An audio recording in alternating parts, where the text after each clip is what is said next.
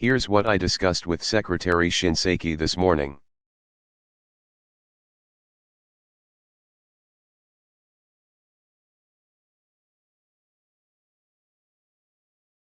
First, anybody found to have manipulated or falsified records at VA facilities has to be held accountable.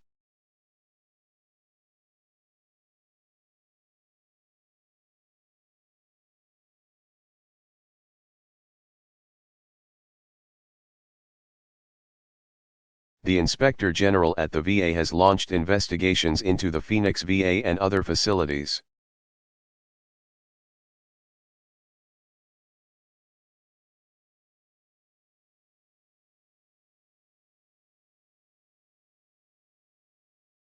And some individuals have already been put on administrative leave. I know that.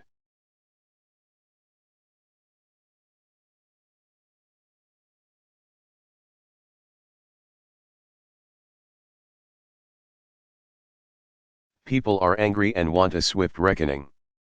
I sympathize with that. But we have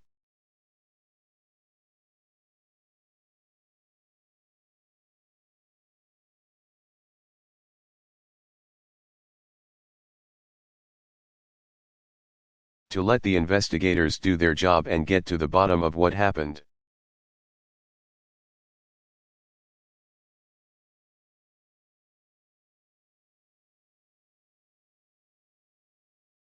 Our veterans deserve to know the facts.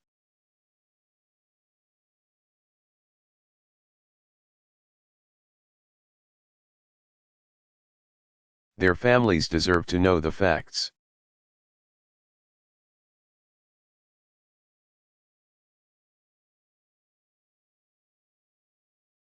And once we know the facts, I assure you if there is misconduct, it will be punished.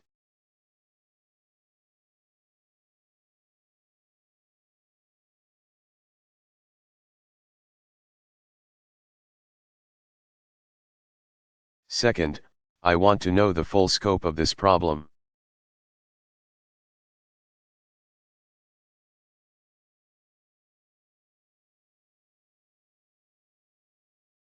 And that's why I ordered Secretary Shinseki to investigate.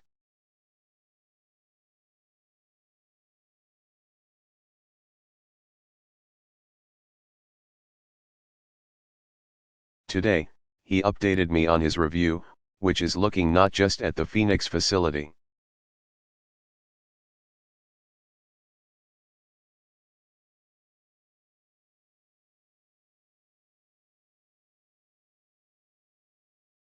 But also VA facilities across the nation.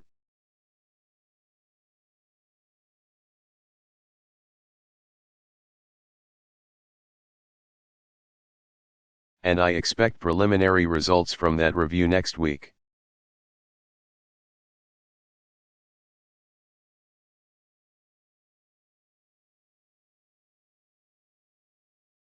Third, I've directed Rob Neighbors to conduct a broader review of the veterans' health.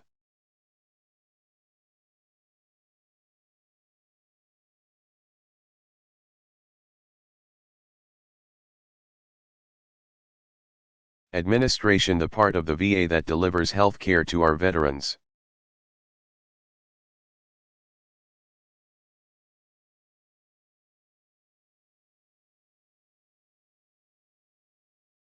And Rob is going to Phoenix today. Keep in mind, though,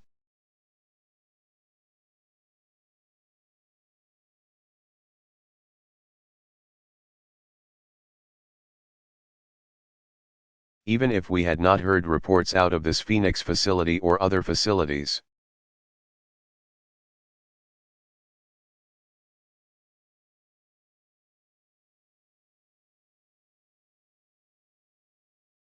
we all know that it often takes too long for veterans to get the care that they need. That's not a new development.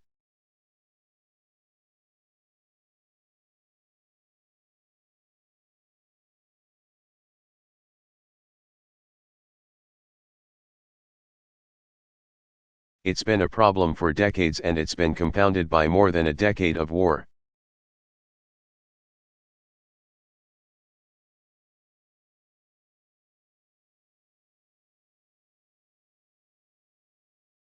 That's why, when I came into office, I said we would systematically work to fix these problems.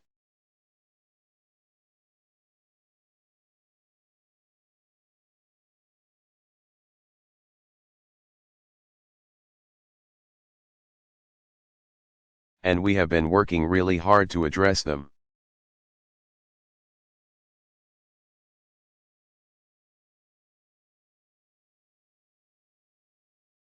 My attitude is, for folks who have been fighting on the battlefield.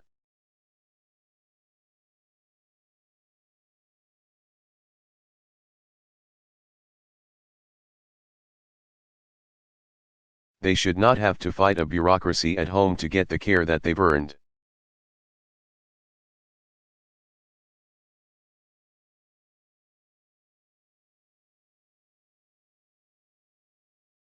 So the presumption has always been we've got to do better.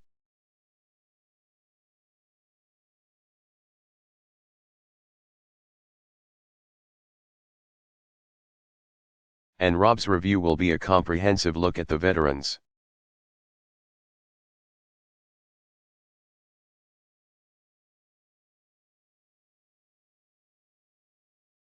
Health Administration's approach currently to access to care.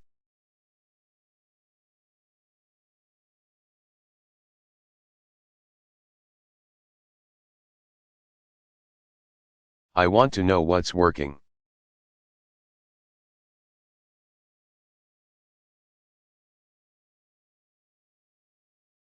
I want to know what is not working.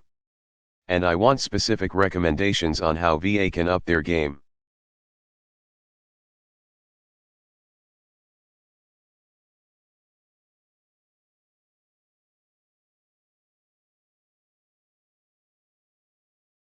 And I expect that full report from Rob next month.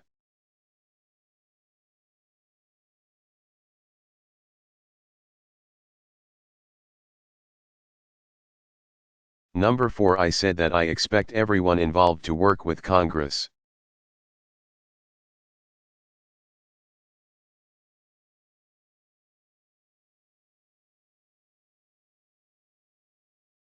Which has an important oversight role to play.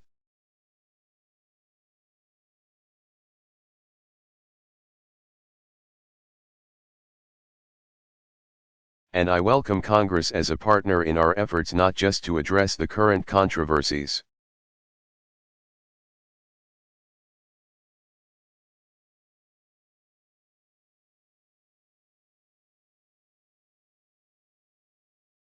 But to make sure we're doing right by our veterans across the board.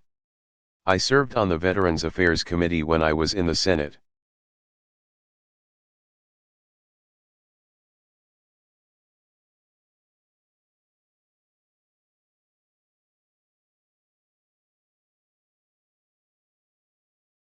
And it was one of the proudest pieces of business that I did in the legislature.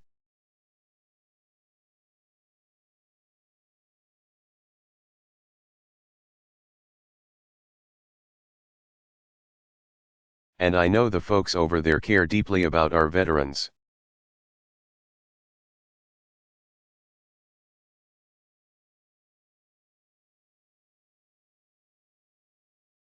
It is important that our veterans don't become another political football.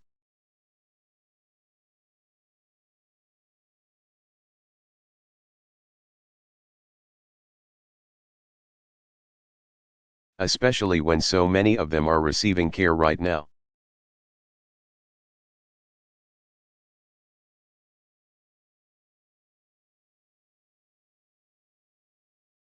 This is an area where Democrats and Republicans should always be working together.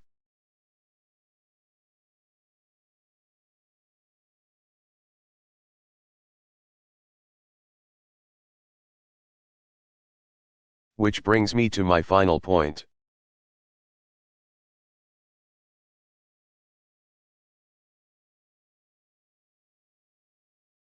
Even as we get to the bottom of what happened at Phoenix and other facilities, all of us,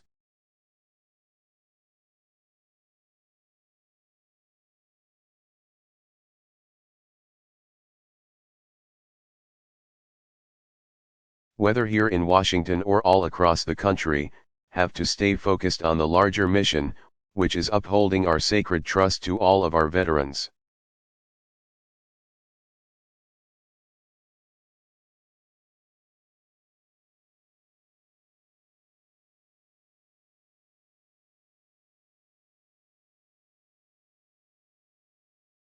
Bringing the VA system into the 21st century, which is not an easy task.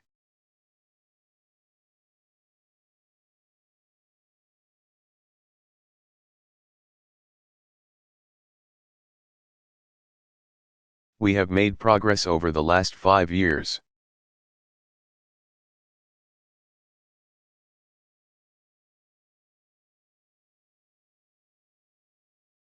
We've made historic investments in our veterans.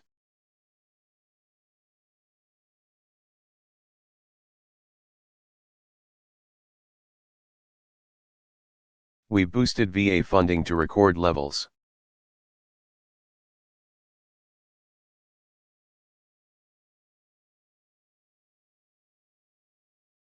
And we created consistency through advanced appropriations so that veterans organizations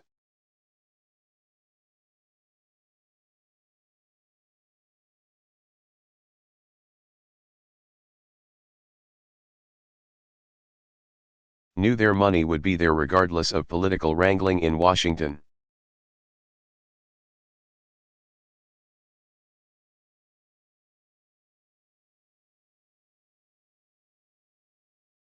We made VA benefits available to more than 2 million veterans who did not have it before delivering disability.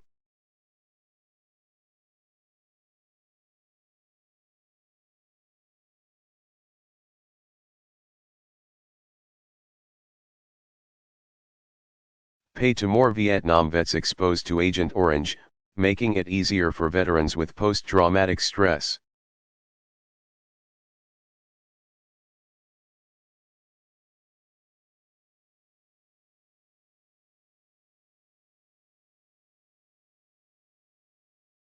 And mental health issues and traumatic brain injury to get treatment, and improving care for women veterans.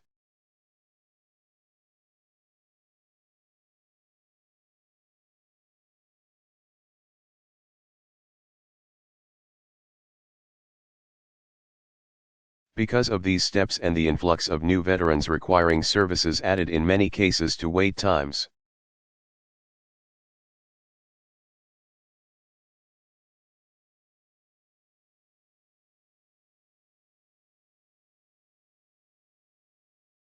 We launched an all-out war on the disability claims backlog.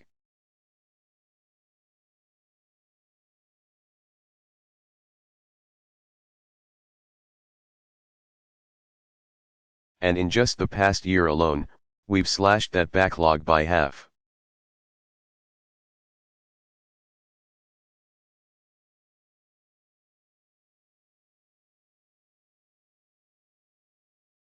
Of course, we're not going to let up, because it's still too high.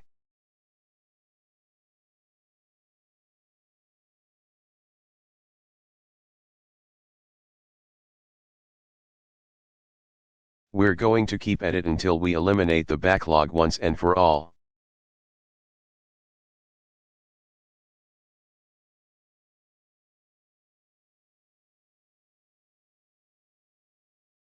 Meanwhile, we're also reducing homelessness among our veterans.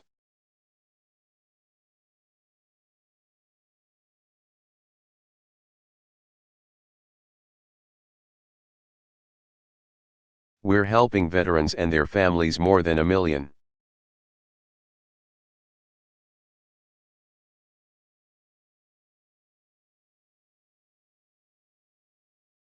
So far pursue their education under the Post 9/11 GI Bill.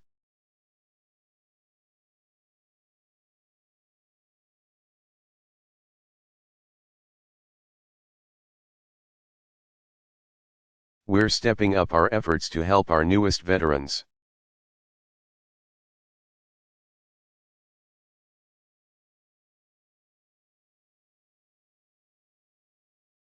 Get the skills and training to find jobs when they come home.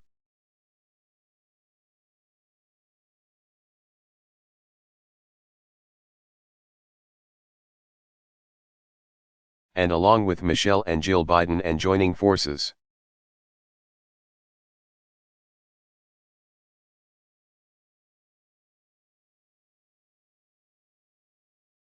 We've helped hundreds of thousands of veterans find a job.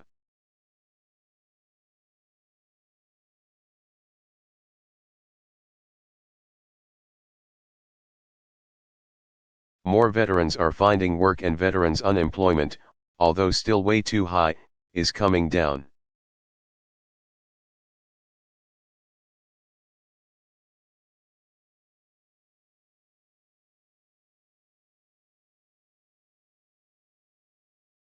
The point is, caring for our veterans is not an issue that popped up in recent weeks.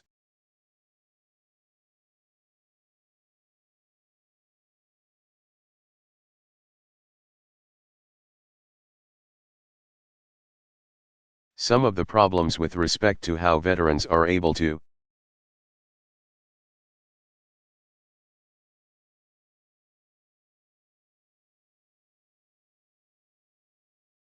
access the benefits that they've earned, that's not a new issue.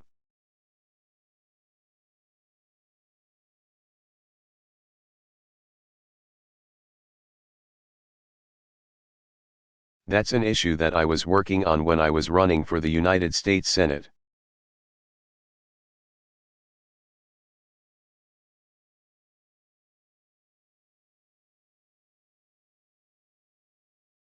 Taking care of our veterans and their families has been one of the causes of my presidency.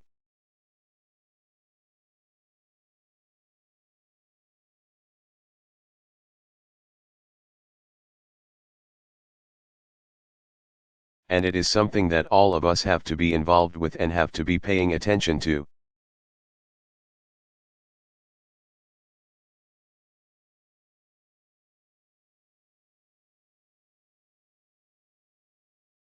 We ended the war in Iraq.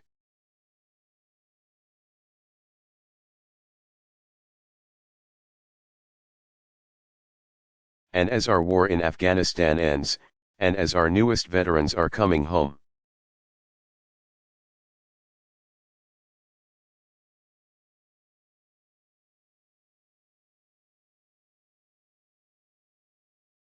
the demands on the VA are going to grow.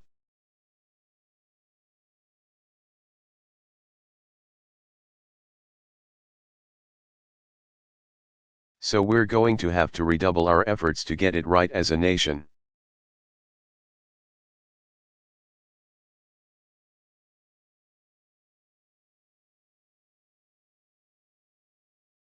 And we have to be honest that there are and will continue to be areas where we've got to do a lot better.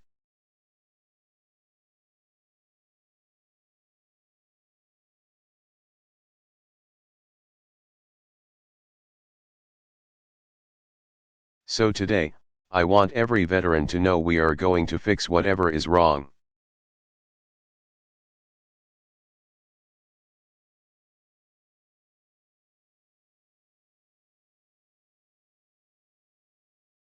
And so long as I have the privilege of serving as Commander-in-Chief,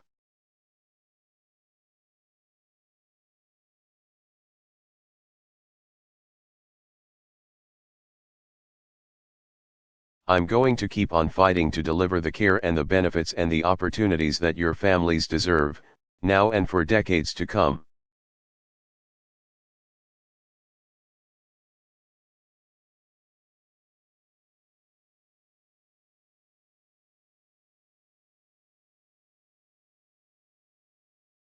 That is a commitment to which I feel a sacred duty to maintain.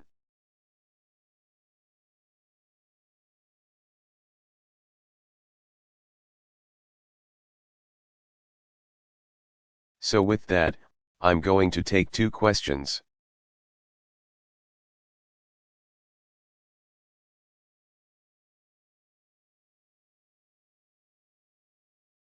I'm going to take Jim Coonhen at AP, first of all.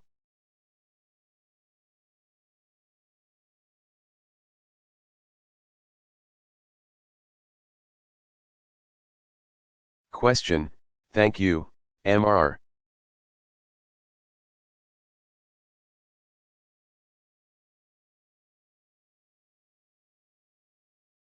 President. As you said, this is a cause of your presidency.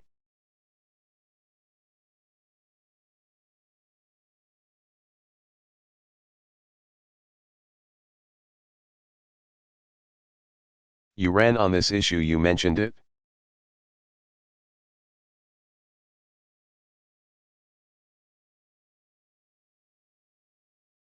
Why was it allowed to get to the stage where you actually had potentially 40 veterans who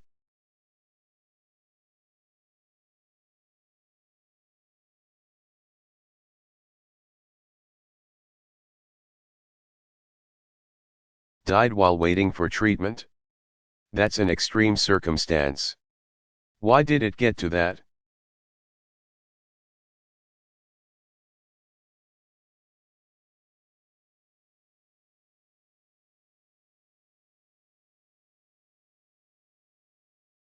President Obama, well, we have to find out, first of all, what exactly happened.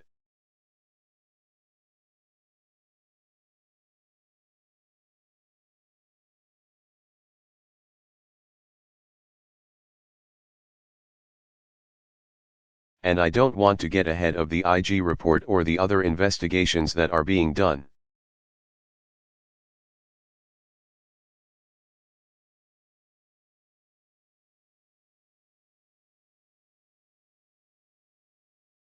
And I think it is important to recognize that the wait times generally what the IG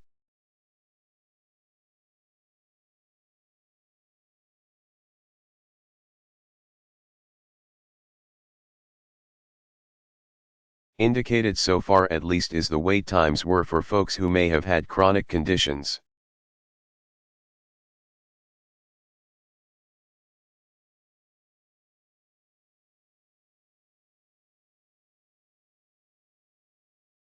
Were seeking their next appointment but may have already received service.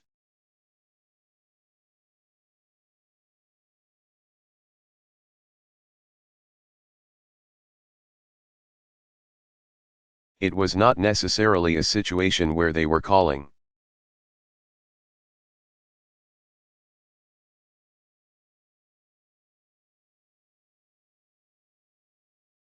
for emergency services.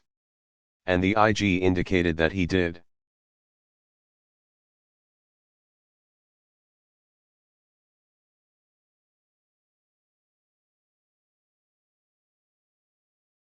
Not see a link between the wait and them actually dying.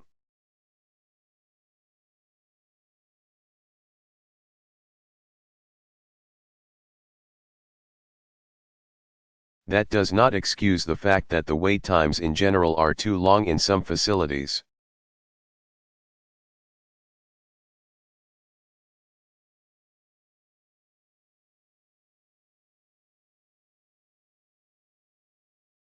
And so what we have to do is find out what exactly happened.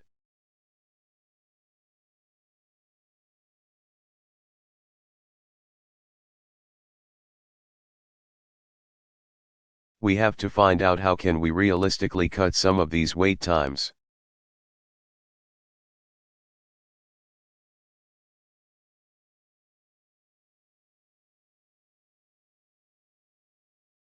There has been a large influx of new veterans coming in.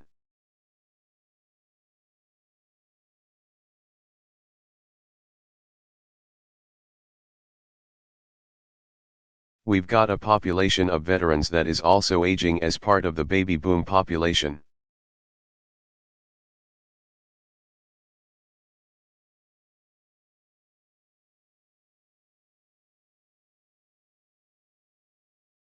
And we've got to make sure that the scheduling system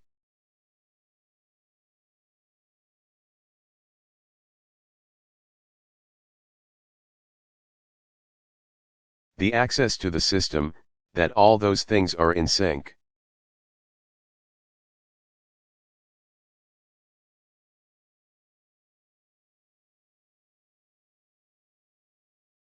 There are parts of the VA healthcare system that have performed well.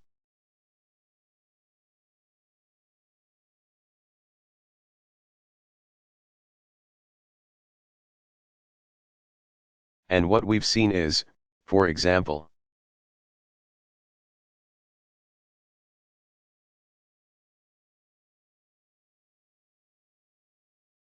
satisfaction rates in many facilities with respect to many providers has been high.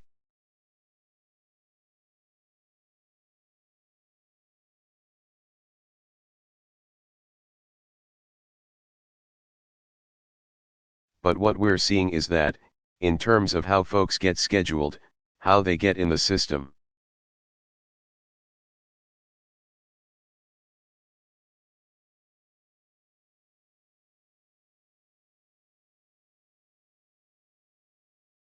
there are still too many problems. I'm going to get a complete report from it.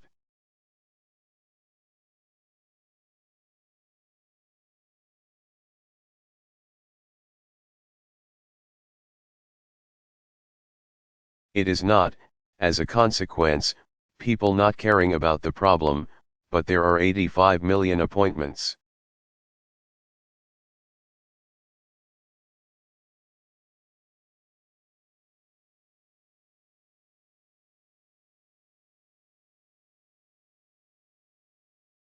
Scheduled among veterans during the course of a year. That's a lot of appointments. And that means that we've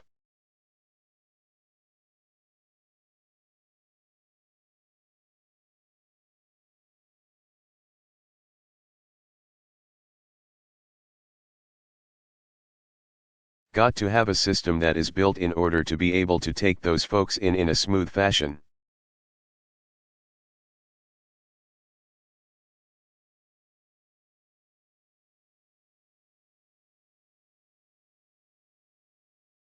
That they know what to expect, that it's reliable, and it means that the VA has got to set standards that it can meet.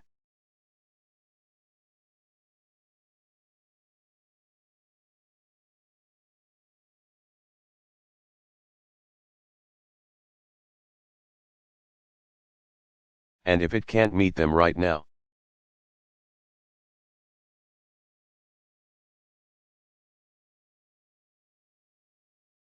then it's going to have to set realistic goals about how they improve the system overall.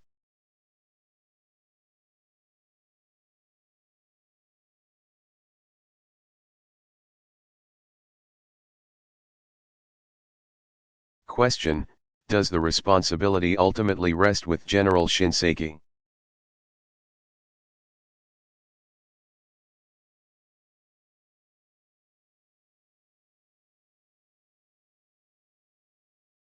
President Obama, you know, the responsibility for things always rests ultimately with me.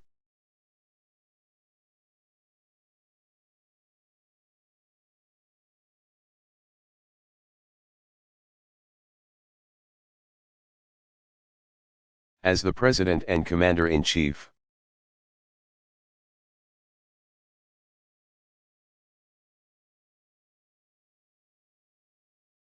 Rick Shinseki has been a great soldier. He himself is a disabled veteran. And nobody cares more about.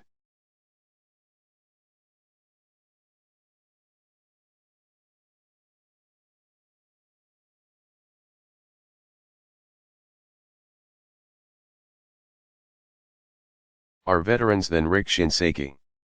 So if you ask me, how do I think Rick Shinseki has performed overall?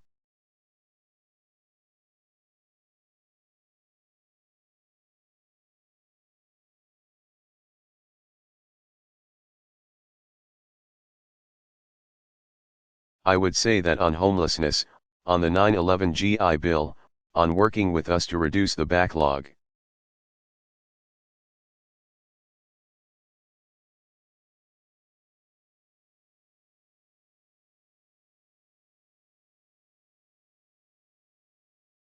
Across the board he has put his heart and soul into this thing, and he has taken it very seriously.